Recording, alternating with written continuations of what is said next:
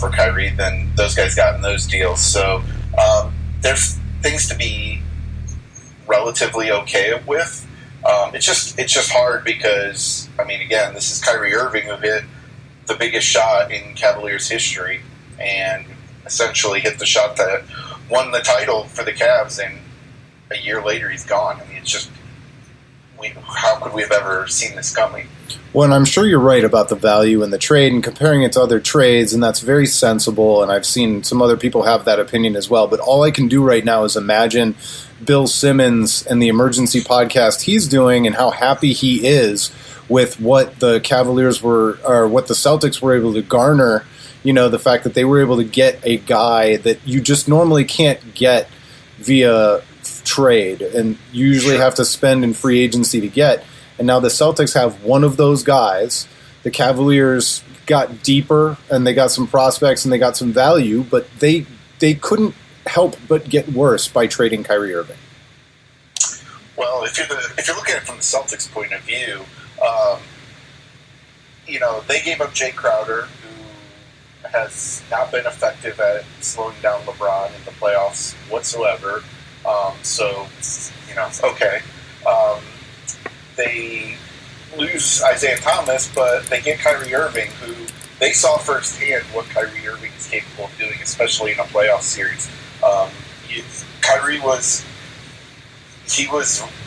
basically unguardable, particularly in Game 4 of the series against the Celtics last year. So they saw it firsthand. They know what Kyrie Irving is capable of doing, and I think that was probably a big part of why they were so eager to do this trade and to include, you know, the Brooklyn draft pick that they weren't willing to give up in potential deals for Jimmy Butler, Paul George, you know.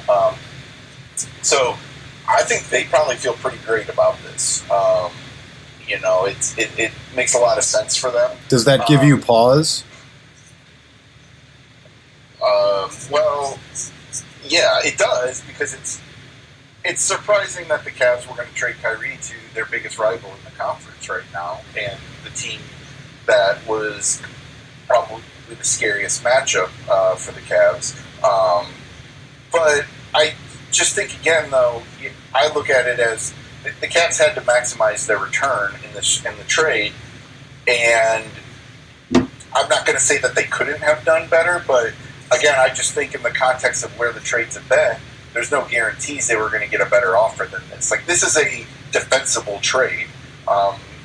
You can certainly sit there and say, you know, you look at Jay Crowder giving, he'll give some depth, some defense, some toughness to the Cavs. You know, a guy that can, you know, fill in for LeBron in spots. You know, that's good. Isaiah Thomas, he was every bit as good as Kyrie Irving, if not better, in the regular season last year. I mean, he had truly a breakout regular season. He was one of the biggest stories in the NBA. So, if you know, he's injured now, and obviously we have to be concerned about that with his hip injury. But if he comes back and is the same player he was, you know, you could almost say that's close to a swap in the regular season. The thing that's the difference, as far as I see it, is Kyrie's proven himself as a big-time postseason player. I mean, he's had so many moments and so many huge games and gone on crazy runs. And he was obviously such a key part of the Cavs winning a championship. And Isaiah Thomas hasn't proven anything in the playoffs. So, you know, unfortunately, you know, he got hurt against the Cavs last year, and he just wasn't able to be effective in that series. So, well, I need to ask you this. I need to bring this up because, and I don't necessarily believe it. I don't think that Kyrie Irving is really overrated, and I don't sit here and say that he's nothing without LeBron James. But the fact is, he has not really proven anything. So, I mean, first of all, do you buy into that at all? And second of all, if somebody brings that up, you know, what's your response to that? I'm not trying to play a straw man, so tell me if I'm making it up, but I think people actually think that. They think that, wait, can you say that again? Yeah, that Kyrie is overrated. He can't play without LeBron. I'm sure there will be a lot of Cavs fans that say things like that over the next couple of days. And tell me if you think I'm creating a straw man, but I think this exists. No, it exists. We saw it. I mean, as soon as the news broke of Kyrie wanting a trade, we saw some fans go right down that road. Well, Kyrie Irving was never anything before LeBron, and now he doesn't want to play with him. He's just a bum. That sentiment's out there. Don't make no mistake about it. There's lots of people who feel that way. And I don't agree with it, but I can understand why you would make that point of view, because the Cavs were not very good when it was just Kyrie.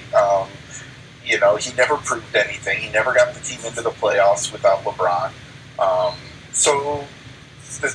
That's a fair question. If you want to ask the question, is Kyrie capable of being the top dog on a playoff team, a championship caliber team?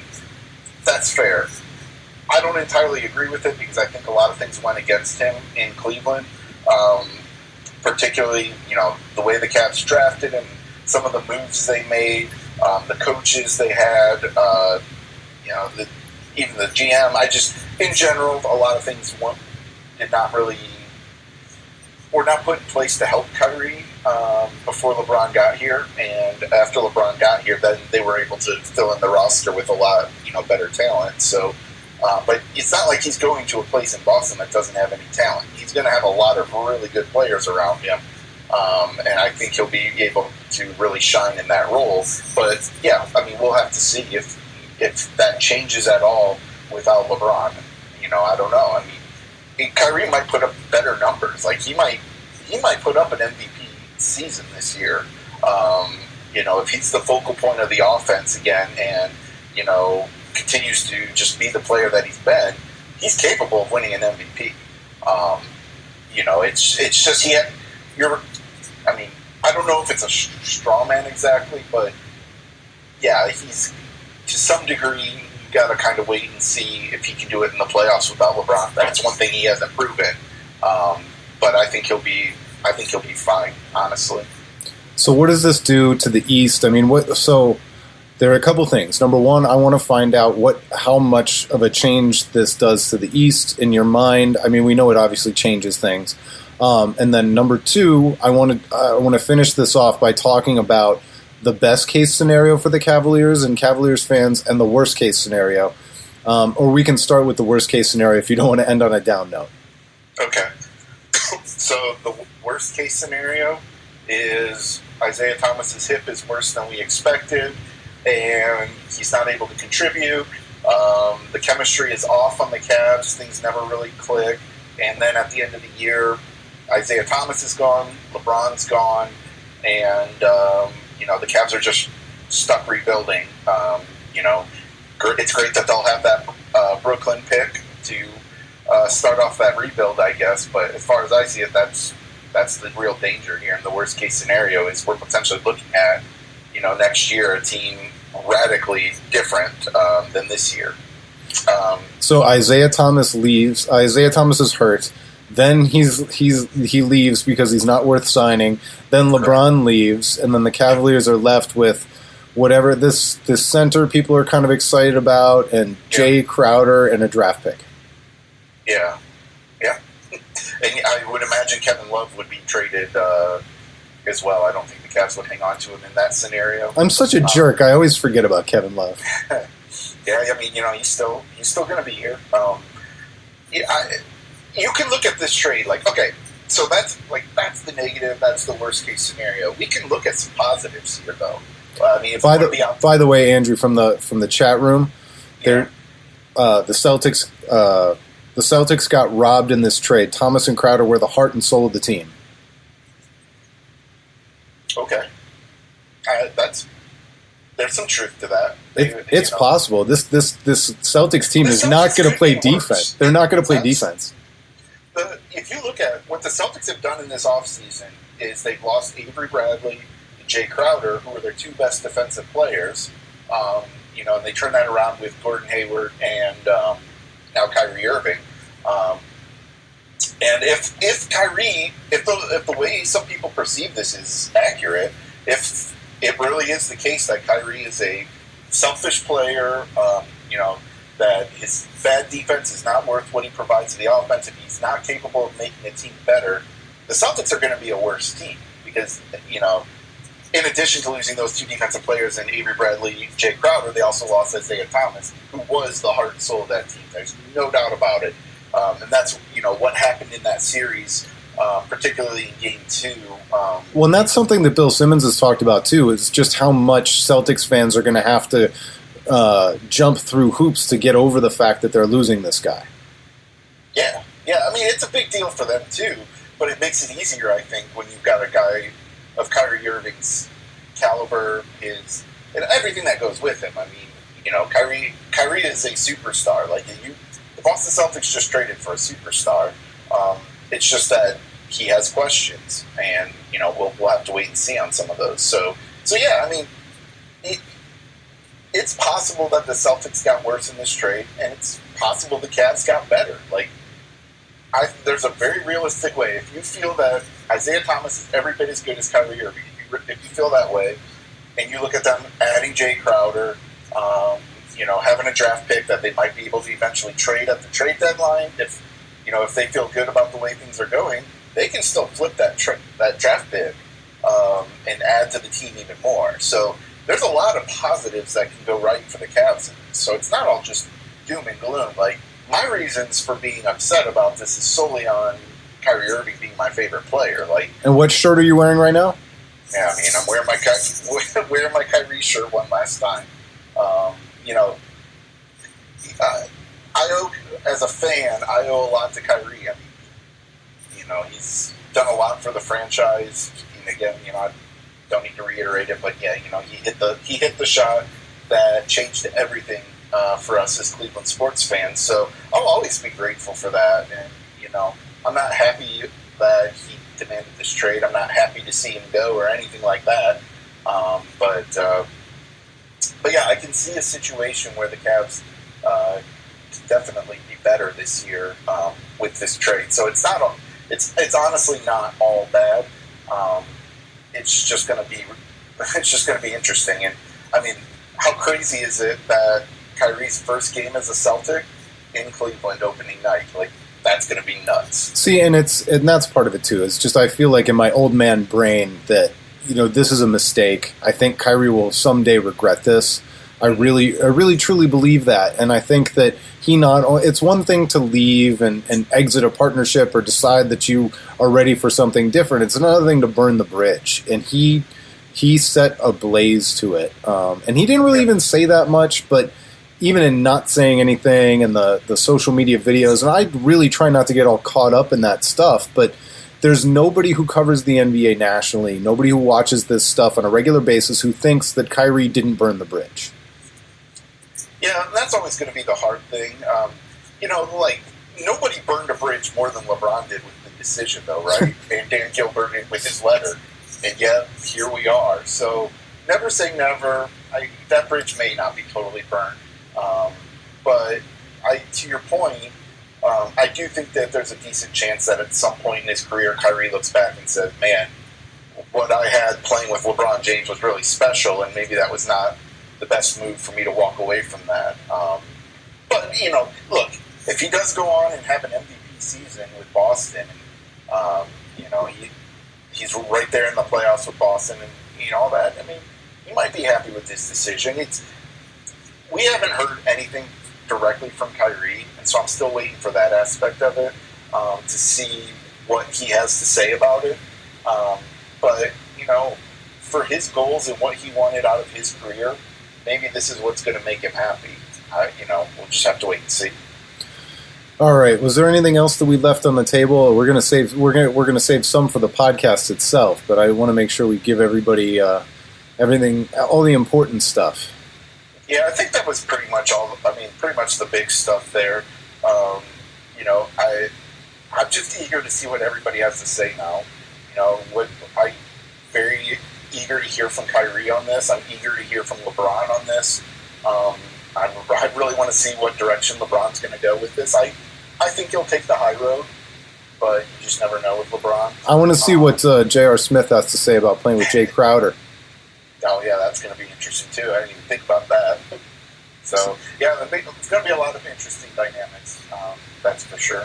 Any final? And hang on one second. Any final questions from the chat room? Post them now, and then we're going to get out of here in just a couple of minutes. Go ahead, Andrew. Sorry. Yeah, it's just so crazy that these teams play on opening night. Like, yeah. I guess from that standpoint, like, this always had to be the trade that was going to happen. Like, you knew Boston had the most assets to give. If anybody could make a trade that would somewhat wow the Cavs, it would be Boston. This wasn't the trade I expected. I expected, a guy like Jaylen Brown to be included in a trade for Kyrie. And in some ways, I'm a little disappointed that I don't know how hard they pushed. Maybe that was a non-starter, but I would have liked to have seen Jaylen Brown coming back in that trade. But they have the assets to give. These are the two best teams in the East, and they play on opening night. So, of course, that's where Kyrie Irving got traded to. All right, well, thanks for watching, everybody. We're going to have a lot more in the podcast that we're going to start recording right about now.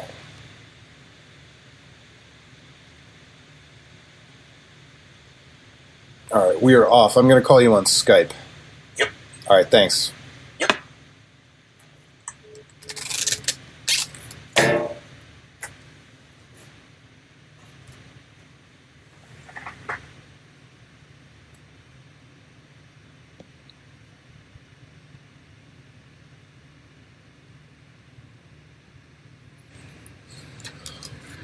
Oh, buddy. Uh-huh.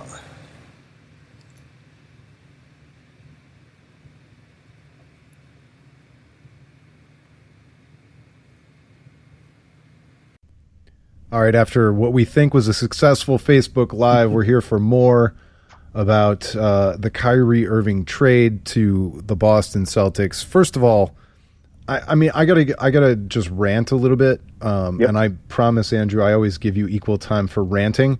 But this is bad. It's just bad. There are scenarios where it could work out, and the Cavaliers didn't get ripped off. But you cannot get better trading players like Kyrie Irving. You just can't. You can't get better when you take somebody who is a sniper like that, a known sniper, a known ninja in the playoffs, and trade it for pieces and parts. Like, 4 quarters do not equal $1, as Bill Simmons used to famously say. And on this end, Bill Simmons gets the dollar, and that's really where I come out on this. And on top of that, maybe it's crazy old school stupidity, but I don't think you would trade. I don't think you trade him to the Celtics. Doesn't make any sense to me. Well, it's a lot to unpack there. I generally agree with everything you said. At least as far as from the optics of it, you don't trade a player like Kyrie Irving and get better. If you want to be optimistic about it, though, I still go back to the fact that Isaiah Thomas was arguably better than Kyrie last year in the regular season.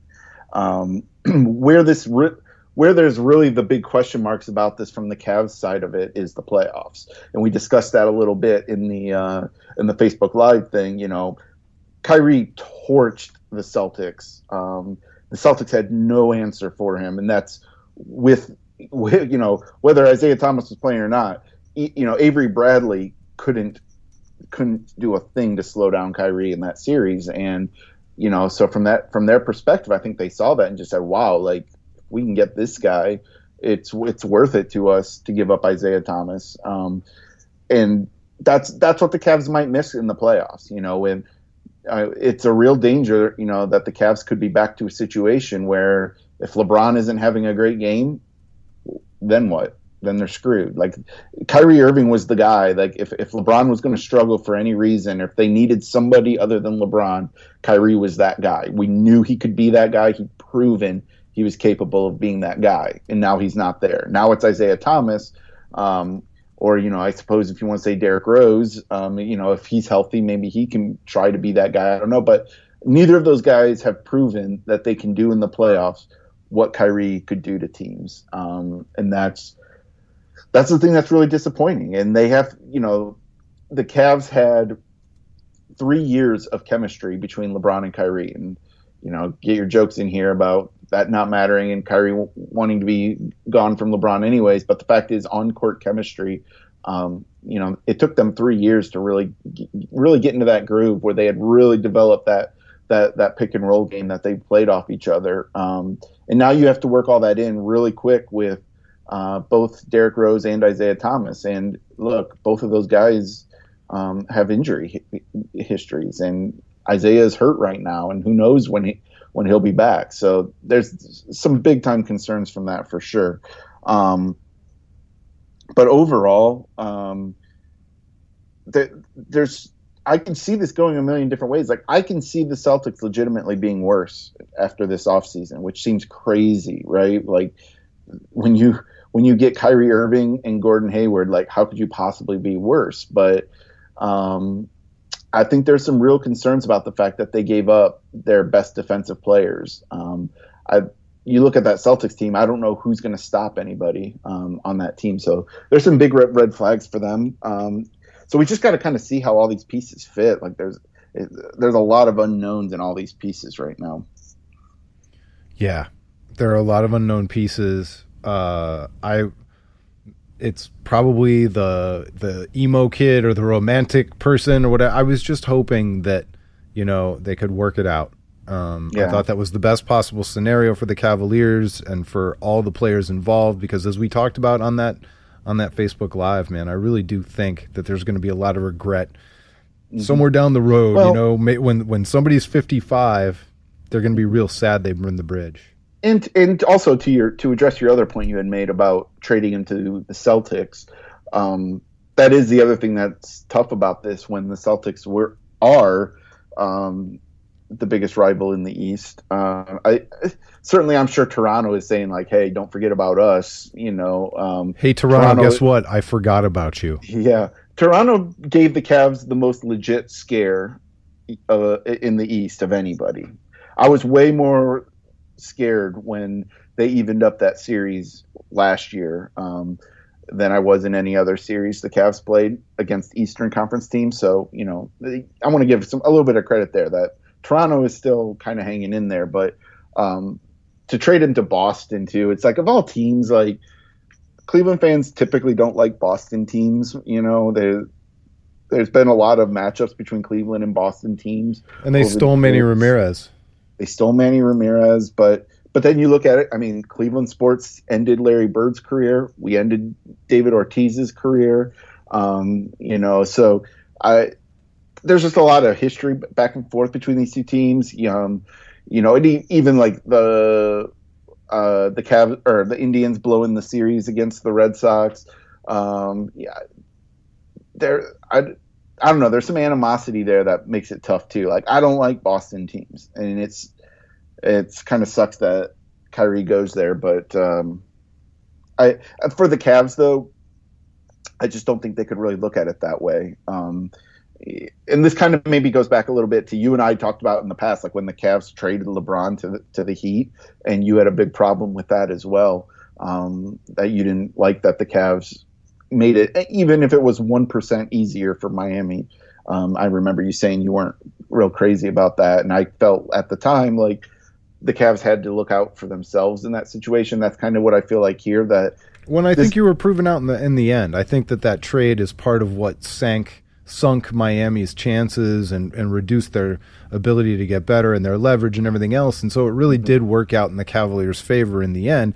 I just kind of felt like when everybody was talking about, well, LeBron left money on the table, like not as much as he would have if the Cavs hadn't retrofitted as a trade after the fact. Right, for sure. But, Boston was the team from day one when you said it wasn't the trade I wanted the Cavs to make necessarily, but when you looked at who had the most that they could afford to give up, Boston is a team that was swimming in tradable assets. So they were always going to be a serious threat to do this trade, as much as we kind of maybe hoped it wouldn't be with Boston. This is the kind of package, like, in terms of what the Cavs got in return, like it's good return. Like there's people who think that Boston got absolutely fleeced in this trade. Like that's a legitimate thing I've seen out there from people. So, we'll just have to kind of see, I guess, how that all plays out. Well, I think the idea is that you cannot raise the ceiling of your team unless you raise the ceiling in terms of the very best player on your team. And from that perspective, I think Boston got a hell of a lot better. I think Isaiah Thomas had a really amazing season and showed amazing ability for a guy his size, but everything that praises Isaiah Thomas, I feel like, is couched in for a guy you didn't expect it from a guy his size, from a guy who can't play defense, from a guy who, and that's not to trash him because he's a valuable NBA player. I've never been one to say, well, he's not perfect, so who needs him? But I think Kyrie Irving is definitely the best player in this deal.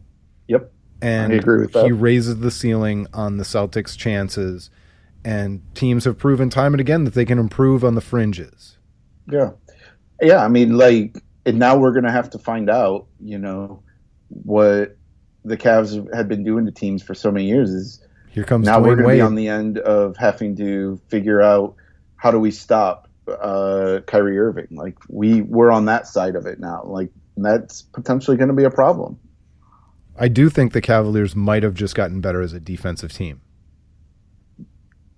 I think they did. I really do. I don't know much about the center that they got. I don't know, what his timetable is on, how far along he is in his development, if he's ready to go or whatever. But certainly just adding Jay Crowder makes them a better defensive team. Isaiah Thomas is not a defensive step up from Kyrie. At best, they were pretty much even.